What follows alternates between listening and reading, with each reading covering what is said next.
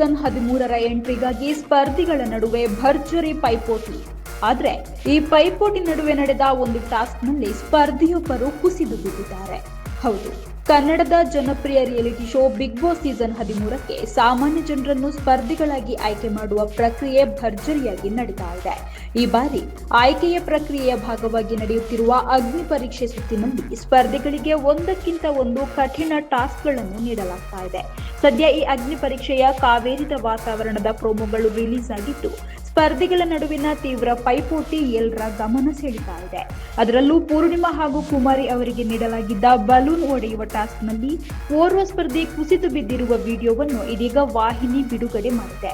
Task ಆರಂಭವಾಗ್ತಾ ಇದ್ದಂತೆ ಪೂರ್ಣಿಮಾ ಅವರು ಕುಮಾರಿಯನ್ನು ತಳ್ಳಿ ಬಲೂನ್ ಒಡೆಯಲು ಮುನ್ನುಗ್ಗಿದ್ದಾರೆ. ಈ ವೇಳೆ ಇಬ್ಬರ ನಡುವೆ ತೀವ್ರ ಪೈಪೋಟಿ ನಡೆದಿದೆ.